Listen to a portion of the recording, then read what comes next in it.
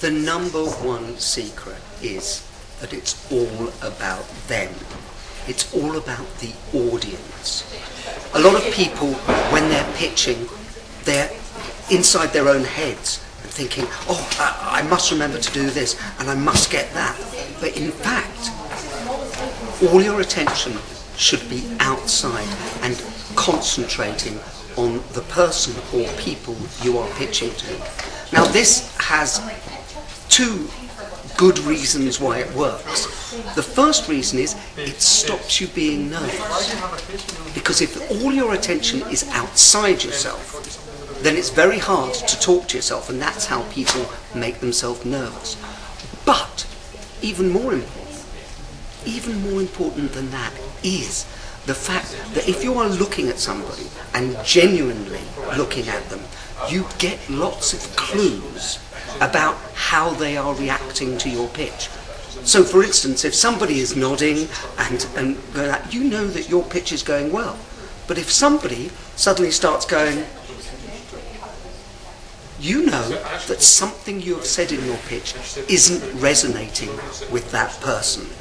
So it's crucial that you put your attention on them.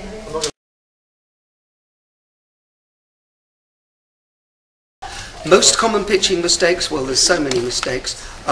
One of them is not understanding that your body language speaks volumes about what you are saying. Some people think if I'm actually saying the words, that's enough. But you need your body language and your voice to be congruent with what you're saying. So one of the big mistakes is people think because I'm saying the words, then everybody will get what I am saying. But it's not just the words. The words are a tiny fraction of how you communicate. You also need to look professional and sound professional in order for the message to resonate.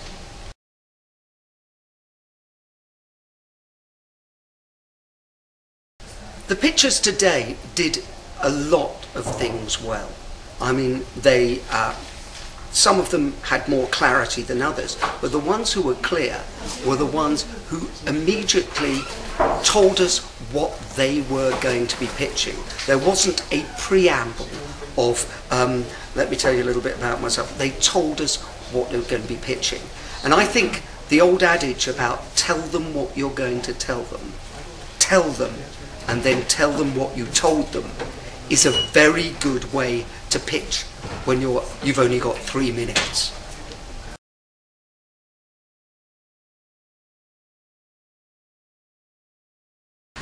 Well, Sir Richard Branson, I worked with in the early days of Virgin and then later on wrote speeches for him, so I was at close quarters with him a lot. What we can learn from Richard is that Richard has an amazing way of becoming his own brand.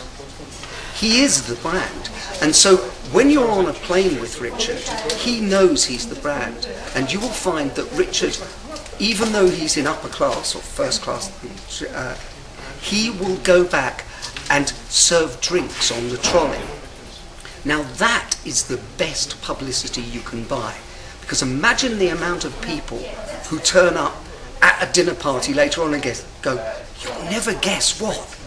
Richard Branson served me my gin and tonic on the plane.